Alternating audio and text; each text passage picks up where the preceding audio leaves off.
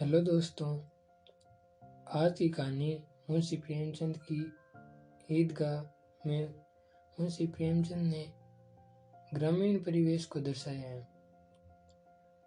तो कहानी का शीर्षक है ईदगाह। रमजान के पूरे 30 रोजों के बाद ईद आई है। कितना मनोहर, कितना सुहावना प्रभात है। वृक्षों पर अजीब हरियाली है, खेतों में कुछ अजीब रौनक है, आसमान पर कुछ अजीब लालिमा है। आज का सूर्य देखो कितना प्यारा है, कितना शीतल है, यानी संसार को ईद की बधाई दे रहा हो। गांव में कितनी हलचल है, ईदगाह जाने की तैयारियां हो रही है। किसी के कुर्ते में बटन नहीं है, पड़ोस के घर में सुई धागा लेने दौड़ा जा रहा है। किसी के जूते कड़े हो गए हैं, उनमें तेल डालने के लिए तेली के घर पर भागा जाता है। जल्दी जल्दी बैलों को सानी पानी दे दें, ईदगाह से लौटते लौटते दोपहर हो जाएगी। 3 कोस का पैदल रास्ता, फिर सैकड़ों आदमियों से मिलना बैठना। दोपहर के पहले लौटना असंभव है। लड़के सबसे ज्यादा प्रसन्न हैं। किसी ने एक रोजा रखा है, वह भी दोपहर तक।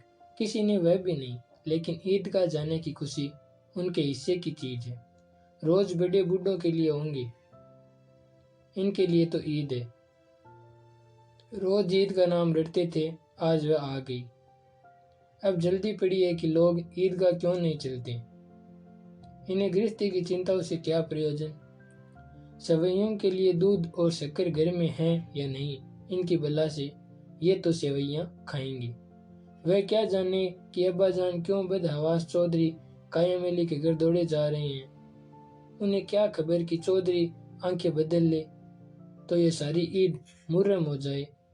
उनकी अपनी जेबों में तो कुबेर का धन भरा हुआ है। बार बार जेब से अपना खजाना निकाल कर गिनते हैं और खुश होकर फिर रख लेते हैं।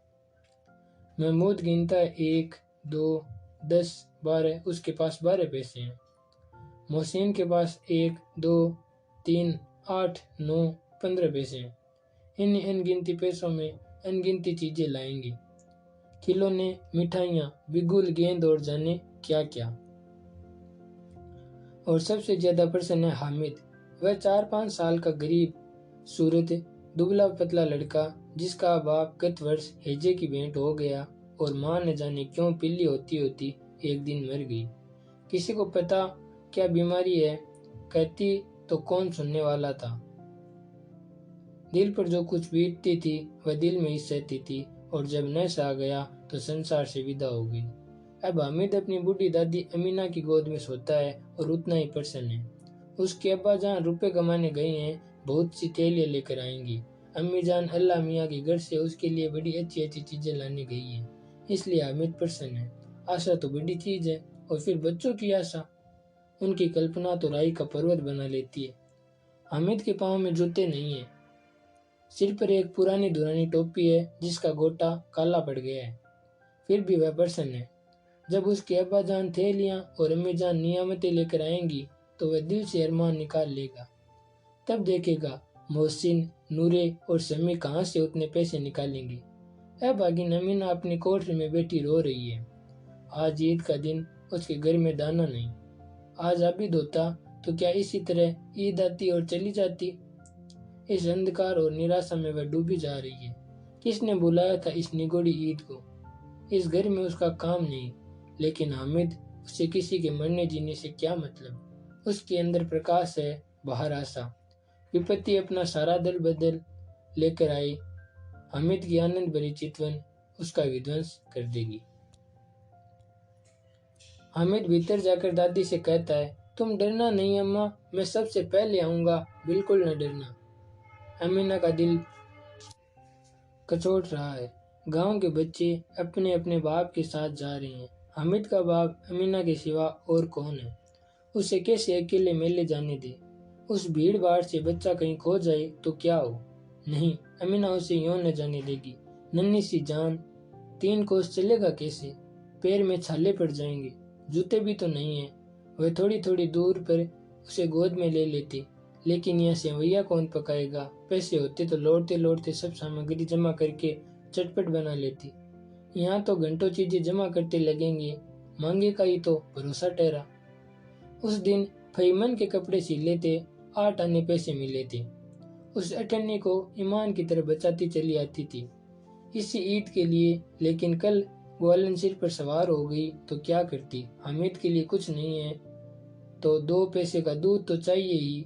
अब तो कुल 2 आने पैसे बच रहे हैं, 3 पैसे हामिद की जेब में, 5 अमीना के बटे में। यही तो बिसात है। और ईद का त्योहार अल्लाह ही बेड़ा पार लगावे। धोबन और नाइन और मैत रानी और चुड़ियारिन सभी तो आएंगी, सभी को सेवैयां चाहिए और थोड़ा किसी को आंखों नहीं लगता।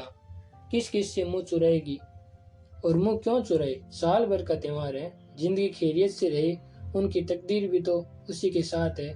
बच्चे को खुदा सलामत रखे, ये दिन भी कट जाएंगे। गांव से मेला चला और बच्चों के साथ हामिद भी जा रहा था। कभी सब के सब दौड़कर आगे निकल जाते, फिर किसी पेड़ के नीचे खड़े होकर साथ वालों का इंतजार करते। ये लोग क्यों इतना धीरे धीरे चल रहे हैं। हामिद के पैरों में तो जैसे पर लग गई हैं। वह कभी तक सकता है। शहर का दामन आ गया। सड़क के दोनों ओर अमीरों के बगीचे हैं। पक्की 4 दीवारी बनी हुई है। पेड़ों में आम और लीचियां लगी हुई है। कभी कभी कोई लड़का कंकड़ी उठाकर आम पर निशाना लगाता है। माली अंदर से गाली देता हुआ निकलता है। लड़के वहां से एक फलांग पर हैं, खूब हंस रहे हैं। माली को कैसा उल्लू बनाया है। बड़ी बड़ी इमारतें आने लगी। ये अदालत है, ये कॉलेज है, ये क्लब घर है। इतने बड़े कॉलेज में कितने लड़के पढ़ते होंगे। सब लड़के नहीं हैं जी, बड़े बड़े आदमी हैं। सच, उनकी बड़ी बड़ी मूछें हैं। इतने बड़े हो गए हैं, अभी तक पढ़ने जाते हैं। न जाने कब तक पढ़ेंगे और क्या करेंगे इतना पढ़कर। हामिद के मदरसे में 2-3 बड़े बड़े लड़के हैं, बिल्कुल 3 कौड़ी के। रोज मार खाते हैं, काम से जी चुराने वाले। इस जगह भी उसी तरह के लोग होंगे, और क्या। क्लब घर में जादू होता है, सुना है। यहाँ मुर्दों की खोपड़ियां दौड़ती है और बड़े बड़े तमाशे होते हैं, पर किसी को अंदर नहीं जाने देते। और वहाँ शाम को सब लोग खेलते हैं, बड़े बड़े आदमी खेलते हैं, मूंछों दाढ़ी वाले। और मेमे भी खेलती है। सच, हमारी अम्मा को ये दे दो, क्या नाम है, बेट, तो उसे पकड़ ही न सके, घुमाते ही लुढ़क जाए। महमूद ने कहा, हमारी अम्मी जान का तो हाथ कांपने लगे, अल्लाह कसम। मोहसिन बोला, चलो, मनो आटा पीस डालती है, जरा सा बेट पकड़ लेगी तो हाथ कांपने लगेंगे। सैकड़ों घड़े पानी रोज निकालती है, 5 घड़े तो तेरी भैंस पी जाती है। किसी मेम को 1 घड़ा पानी भरना पड़े तो आंखों तले अंधेरा आ जाए। महमूद, लेकिन दौड़ती तो नहीं, उछल कूद तो नहीं सकती। मोहसिन, हाँ, उछल कूद तो नहीं सकती, लेकिन उस दिन मेरी गाय खुल गई थी और चौधरी के खेत में जा पड़ी थी। अम्मा इतना तेज दौड़ी कि मैं उन्हें न पा सका। सच। आगे चले, हलवाइयों की दुकानें शुरू हुई। आज खूब सजी हुई थी। इतनी मिठाइयाँ कौन खाता है। देखो न, एक एक दुकान पर मनो होगी। सुना है रात को जिन्नात आकर खरीद ले जाते हैं। अब्बा कहते थे कि आधी रात को एक आदमी हर दुकान पर जाता है और जितना माल बचा होता है वह तुलवा लेता है और सचमुच के रुपए देता है, बिल्कुल ऐसे ही रुपए। हामिद को यकीन न आया, ऐसे रुपए जिन्नात को कहाँ से मिल जाएंगे। मोहसिन ने कहा, जिन्नात को रुपए की क्या कमी, जिस खजाने में चाहे चले जाएं, लोहे के दरवाजे तक उन्हें नहीं रोक सकते जनाब। आप हैं किस पैर में। हीरे जवाहरात तक उनके पास रहते हैं। जिससे खुश हो गए उसे टोकरो जवाहरात दे दिए, अभी यहीं बैठे हैं, 5 मिनट में कलकत्ता पहुंच जाए। हामिद ने फिर पूछा, जिन्नात बहुत बड़े बड़े होते हैं। मोहसिन, एक एक सिर आसमान के बराबर होता है जी। जमीन पर खड़ा हो जाए तो उसका सिर आसमान से जा लगे, मगर चाहे तो एक लोटे में घुस जाए। हामिद, लोग उन्हें कैसे खुश करते होंगे, कोई मुझे ये मंत्र बता दे तो एक जिन को खुश कर लूं।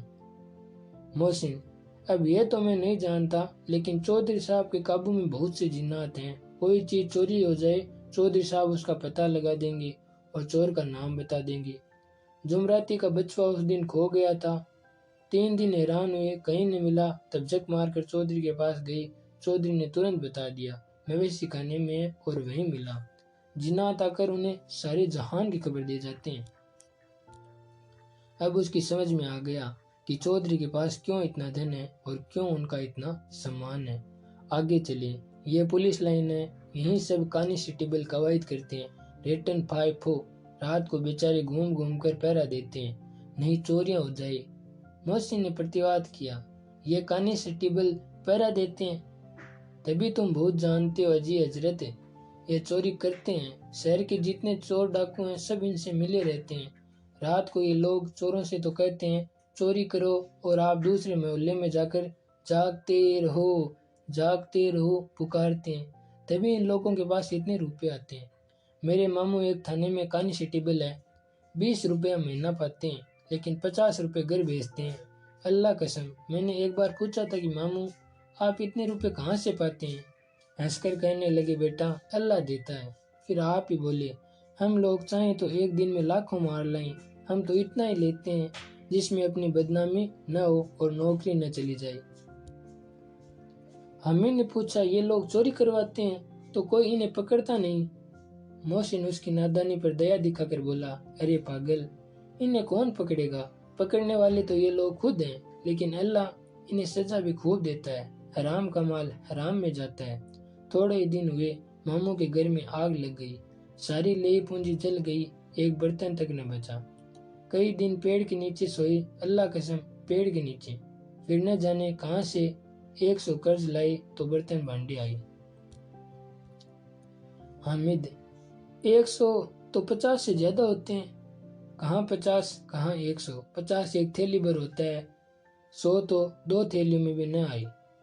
अब बस्ती घनी होने लगी, ईदगाह जाने वालों की टोलियां नजर आने लगी, एक से एक भड़कीले वस्त्र पहने हुए, कोई इक्के तांगे पर सवार, कोई मोटर पर, सभी इत्र में बसे, सभी के दिलों में उमंग। ग्रामीणों का ये छोटा सा दल अपनी विपन्नता से बेखबर, संतोष और धैर्य में मगन चला जा रहा था। बच्चों के लिए नगर की सभी चीजें अनोखी थी, जिस चीज की ओर ताकते ताकते ही रह जाते, और पीछे से बार बार हॉर्न की आवाज होने पर भी न चेतते। हमें तो मोटर के नीचे जाते जाते बचा। सहसा ईदगाह नजर आई, ऊपर इमली के घने वृक्षों की छाया है, नीचे पक्का फर्श है जिस पर जाजम बिछा हुआ है, और रोजेदारों की पंक्तियां एक के पीछे एक न जाने कहां तक चली गई है, पक्की जगत के नीचे तक, जहां जाजम भी नहीं है। नए आने वाले आकर पीछे की कतार में खड़े हो जाते हैं, आगे जगह नहीं है। यहाँ कोई धन और पद नहीं देखता, इस्लाम की निगाह में सब बराबर है। इन ग्रामीणों ने भी वजू किया और पिछली पंक्ति में खड़े हो गए। कितना सुंदर संचालन है, कितनी सुंदर व्यवस्था। लाखों सिर एक साथ सिजदे में झुक जाते हैं, फिर सब के सब एक साथ खड़े हो जाते हैं, एक साथ झुकते हैं और एक साथ घुटनों के बल बैठ जाते हैं। कई बार यही क्रिया होती है, जैसे बिजली की लाखों बत्तियां एक साथ प्रदीप्त हों और एक साथ बुझ जाएं। और यही क्रम चलता रहा। कितना अपूर्व दृश्य था, जिसकी सामूहिक क्रियाएं विस्तार और अनंतता का हृदय को श्रद्धा, गर्व और आत्मानंद से भर देती थी। मानो भ्रातृत्व का एक सूत्र इन समस्त आत्माओं को एक लड़ी में पिरोए हुए है। नमाज खत्म हो गई है, लोग आपस में गले मिल रहे हैं, तब मिठाई और खिलौने की दुकान पर धावा होता है। ग्रामीणों का यह दल इस विषय में बालकों से कम उत्साही नहीं है। ये देखो, हिंडोला है, 1 पैसा देकर चढ़ जाओ। कभी आसमान पर जाते हुए मालूम होंगे, कभी जमीन पर गिरते हुए। ये चरखी है, लकड़ी के हाथी, घोड़े, ऊंट छड़ों में लटके हुए हैं। 1 पैसा देकर बैठ जाओ और 25 चक्रों का मजा लो। महमूद और मोहसिन और नूरे और शम्मी इन घोड़ों और ऊंटों पर बैठते हैं। हमें दूर खड़ा है, 3 ही पैसे तो हैं उसके पास, अपने कोष का 1/3 जरा सा चक्कर खाने के लिए नहीं दे सकता। सब चरखियों से उतरते हैं, अब खिलौने लगे। इधर दुकानों की कतार लगी हुई है, तरह तरह के खिलौने हैं, सिपाही और गुजरिया, राजा और वकील, भिश्ती और धोबिन और साधु। वाह, कितने सुंदर खिलौने हैं। अब बोला ही चाहते हैं।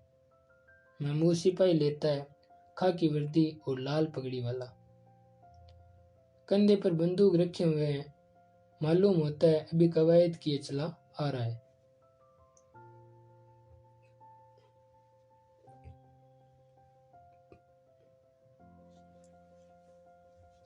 मोहसिन को भिश्ती पसंद आया, कमर झुकी हुई है, ऊपर मशक रखे हुए हैं, मशक का मुंह एक हाथ से पकड़े हुए हैं, कितना प्रसन्न है। शायद कोई गीत गा रहा है, बस मशक से पानी उड़ेलना ही चाहता है। नूरे को वकील से प्रेम है, कैसी विद्वता है उसके मुख पर। काला चोगा, नीचे सफेद अचकन, अचकन के सामने की जेब में घड़ी, सुनहरी जंजीर, एक हाथ में कानून का पोथा लिए हुए। मालूम होता है अभी किसी अदालत से जीरे या बहस किए चले आ रही हैं। ये सब 2-2 पैसे के खिलौने हैं। हामिद के पास कुल 3 पैसे हैं। इतने महंगे खिलौने वह कैसे ले? खिलौना कहीं हाथ से छूट पड़े तो चूर चूर हो जाए, जरा पानी पड़े तो सारा रंग भूल जाए। ऐसे खिलौने लेकर वह क्या करेगा, किस काम के? मोहसिन कहता है, मेरा भिश्ती रोज पानी दे जाएगा सांझ सवेरे। महमूद, और मेरा सिपाही घर का पहरा देगा, कोई चोर आएगा तो फौरन बंदूक से फेर कर देगा। नूरे, और मेरा वकील खूब मुकदमा लड़ेगा। सम्मी, और मेरी धोबिन रोज कपड़े धोएगी। हामिद खिलौनों की निंदा करता है, मिट्टी के तो हैं, गिरे तो चकनाचूर हो जाएं। लेकिन ललचाई हुई आंखों से खिलौनों को देख रहा है और चाहता है कि जरा देर के लिए उन्हें हाथ में ले सकता। उसके हाथ अनायास ही लपकते हैं, लेकिन लड़के इतने त्यागी नहीं होते, विशेषकर जब अभी नया शौक है। हामिद ललचाता रहा। खिलौनों के बाद मिठाइयाँ आती है। किसी ने रेवड़ियाँ ली है, किसी ने गुलाब जामुन, किसी ने सोन हलवा। मजे से खा रहे हैं। हामिद बिरादरी से पृथक है। भाग्य के पास 3 पैसे हैं, क्यों नहीं कुछ लेकर खाता? ललचाई आंखों से सबकी ओर देखता। मोहसिन कहता है, हामिद रेवड़ी ले जा, कितनी खुशबूदार है। हामिद को संदेह हुआ ये केवल क्रूर विनोद है, मोहसिन इतना उदार नहीं है। लेकिन ये जानकर भी वह उसके पास जाता है। मोहसिन दोने से एक रेवड़ी निकाल कर हामिद की ओर बढ़ाता है। हामिद हाथ फैलाता है। मोहसिन रेवड़ी अपने मुंह में रख लेता है।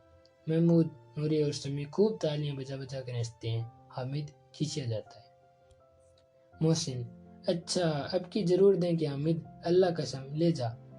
हामिद, रखे रहो, क्या मेरे पास पैसे नहीं है? समी, 3 ही पैसे तो हैं, 3 पैसे में क्या क्या लोगी? महमूद, हमसे गुलाब जामुन ले जा हामिद। मोहसिन बदमाश है। हामिद, मिठाई कौन बड़ी नेमत है, किताब में इसकी कितनी बुराइयां लिखी है। मोहसिन, लेकिन दिल में कह रहे होगे कि मिले तो खा लें, अपने पैसे क्यों नहीं निकालते? महमूद, हम समझते हैं इसकी चालाकी, जब हमारे सारे पैसे खर्च हो जाएंगे तो हमें ललचा ललचा कर खाएगा। मिठाइयों के बाद कुछ दुकानें लोहे की चीजों की, कुछ गिलेट और कुछ नकली गहनों की। लड़कों के लिए यहाँ कोई आकर्षण न था। वे सब आगे बढ़ जाते हैं। हामिद लोहे की दुकान पर रुक जाता है। कई चिमटे रखे हुए थे। उसे ख्याल आया, दादी के पास चिमटा नहीं है। तवे से रोटी उतारती है तो हाथ जल जाता है। अगर वह चिमटा लेकर दादी को दे दे तो वह कितना प्रसन्न होगी। फिर उनकी उंगलियां कभी न जलेगी। घर में एक काम की चीज हो जाएगी। खिलौने से क्या फायदा? व्यर्थ में पैसे खराब होते हैं। जरा देर ही तो खुशी होती है, फिर तो खिलौने को कोई आंख उठाकर नहीं देखता। ये तो घर पहुंचते पहुंचते टूट फूट बराबर हो जाएंगे। या छोटे बच्चे जो मेले में नहीं आए हैं जिद कर के ले लेंगे और तोड़ डालेंगे।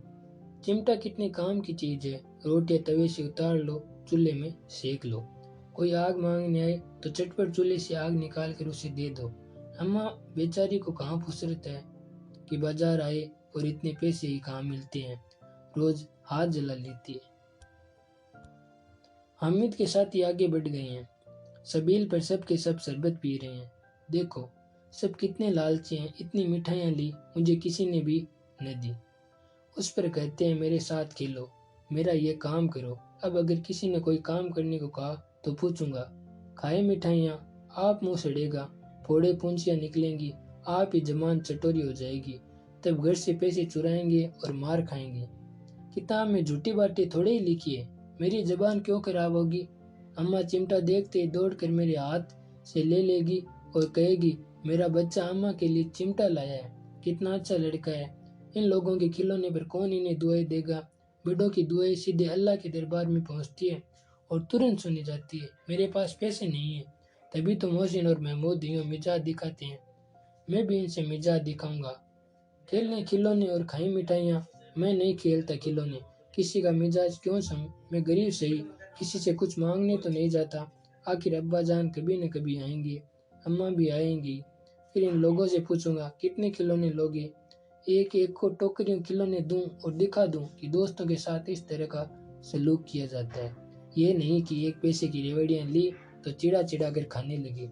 सब के सब खूब हंसेंगे कि हामिद ने चिमटा लिया है। हंसे मेरी बला से। उसने दुकानदार से पूछा, ये चिमटा कितने का है?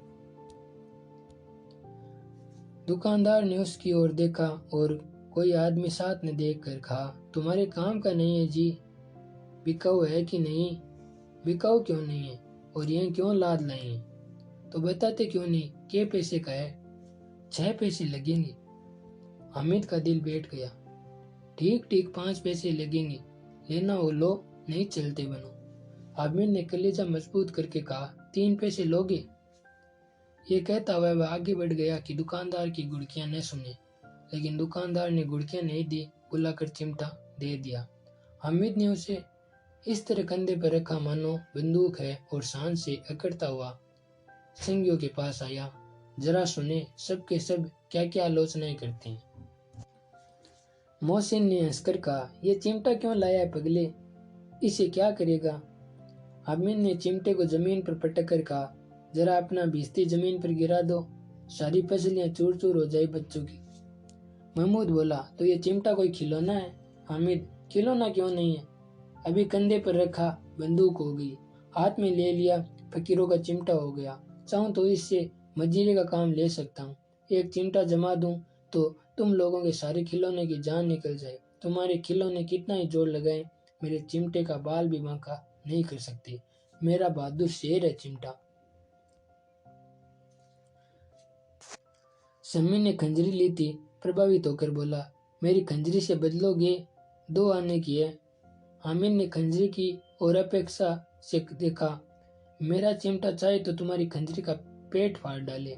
बस एक चमड़े की झिल्ली लगा दी, डब डब बोलने लगी, जरा सा पानी लग जाए तो खत्म हो जाए। मेरा बहादुर चिमटा आग में, पानी में, आंधी में, तूफान में बराबर डटा खड़ा रहेगा। चिमटे ने सभी को मोहित कर लिया। अब किसके पास धरे हैं पैसे? फिर मेले से दूर निकल आए हैं। 9 कब के बज गए, धूप तेज हो रही है, घर पहुंचने की जल्दी हो रही है। बाप से जिद भी करें तो चिमटा नहीं मिल सकता। हामिद है बड़ा चालाक, इसीलिए बदमाश ने अपने पैसे बचा रखे थे।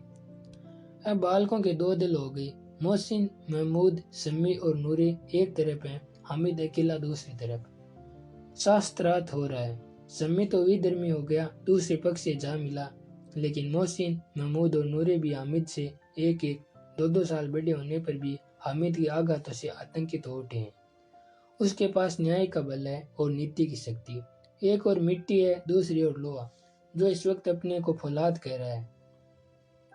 वह अजय है, घातक है। अगर कोई शेर आ जाए तो मियाँ भिश्ती के छक्के छोड़ जाएं, मियाँ सिपाही मिट्टी की बंदूक छोड़कर भागे, वकील साहब की नानी मर जाए, चोगे में मुंह छिपाकर जमीन पर लेट जाए, मगर ये चिमटा, ये बहादुर, ये रुस्त में हिंद लपक कर शेर की गर्दन पर सवार हो जाएगा और उसकी आंखें निकाल लेगा।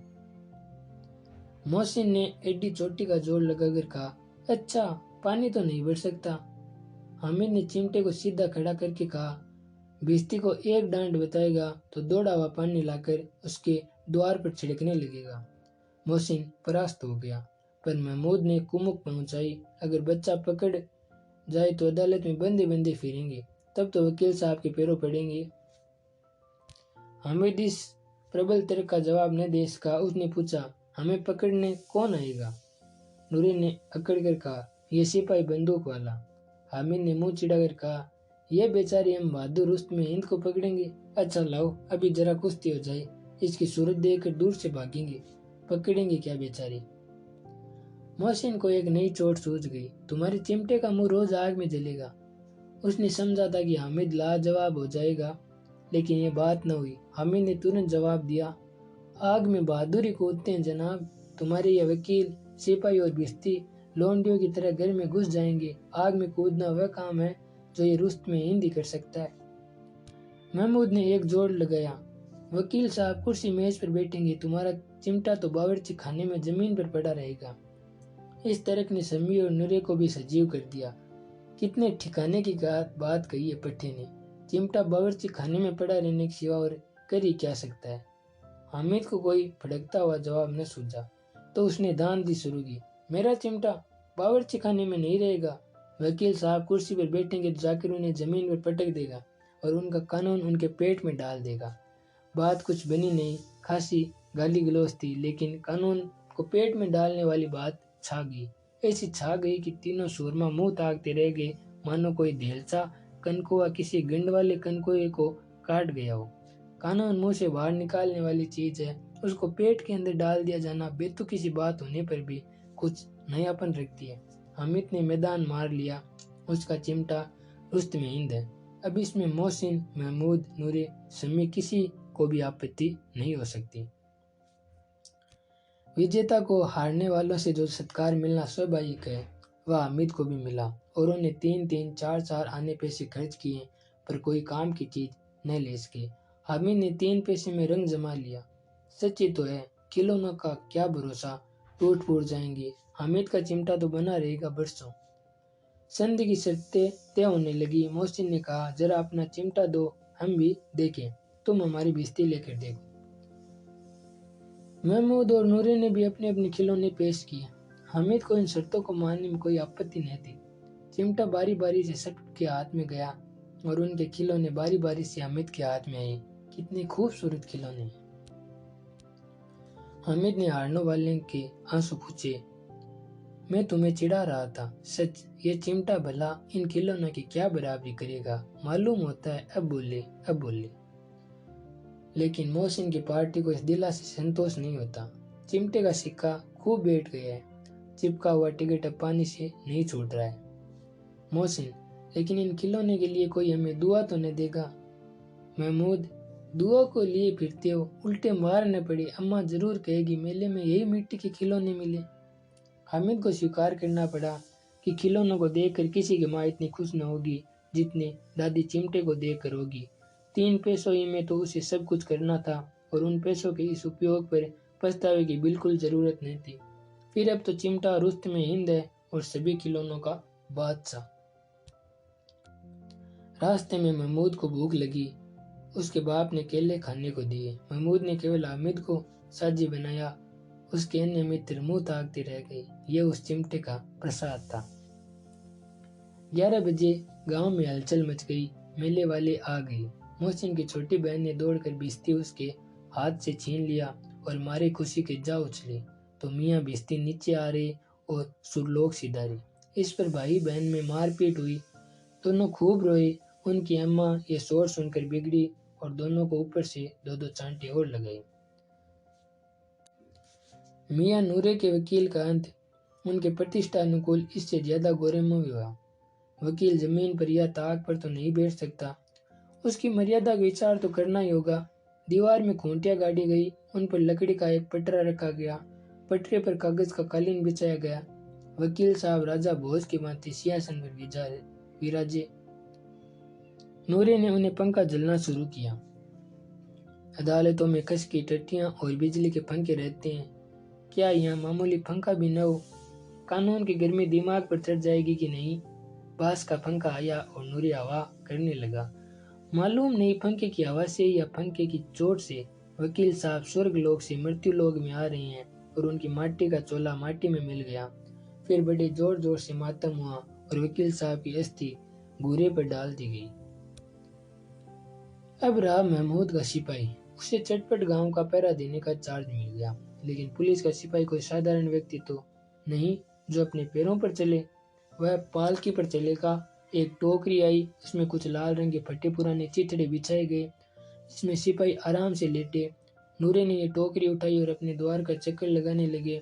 उनके दोनों छोटे भाई सिपाही की तरह छोड़ने वाले जागते लहो पुकारते चलते हैं, मगर रात तो अंधेरी होनी चाहिए। महमूद को ठोकर लग जाती है। टोकरी उसके हाथ से छूटकर गिर पड़ती है और मियाँ सिपाही अपनी बंदूक लिए जमीन पर आ जाते हैं और उनकी एक टांग में विकार आ जाता है। महमूद को आज याद हुआ कि वह अच्छा डॉक्टर है। उसको ऐसा मरहम मिला जिससे वह टूटी टांग को आनन फानन जोड़ सकता। केवल गुल्लर का दूध चाहिए। गुल्लर का दूध आता है, टांग जवाब दे देती है। शल्य क्रिया असफल हुई तब उसकी दूसरी टांग भी तोड़ दी जाती है। अब कम से कम एक जगह आराम से बैठ तो सकता है। एक टांग से तो न चल सकता था न बैठ सकता था। अब वह सिपाही सन्यासी हो गया है, अपनी जगह पे बैठा बैठा पहरा देता है। कभी कभी देवता भी बन जाता है, उसके सिर का झालरदार सापा खुरस दिया गया। अब उसका जितना रूपांतर चाहो कर सकती हो। कभी कभी तो उससे बाट का काम भी लिया जाता है। अब मियाँ हामिद का हाल सुनिए। अमीना उसकी आवाज सुनते ही दौड़ी और उसे गोद में उठाकर प्यार करने लगी। सहसा उसके हाथ में चिमटा देखकर वह चौंकी।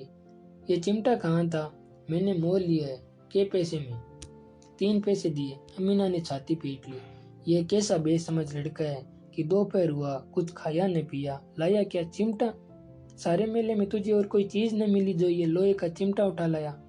हामिद ने अपराधी भाव से कहा, तुम्हारी उंगलियां तवे से जल जाती थी, इसलिए मैंने इसे लिया।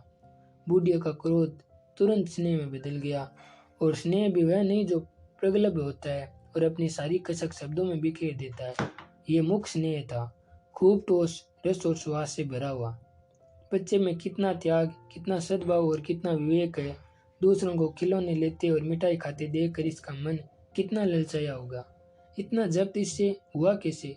वहां भी इसे अपनी बुढ़िया दादी की याद बनी रही। अमीना का मन गदगद हो गया। और अब एक बड़ी विचित्र बात हुई, हामिद के इस चिमटे से भी विचित्र। बच्चे हामिद ने बुढ़े हामिद का पाठ खेला था। बुढ़िया अमीना बालिका अमीना बन गई।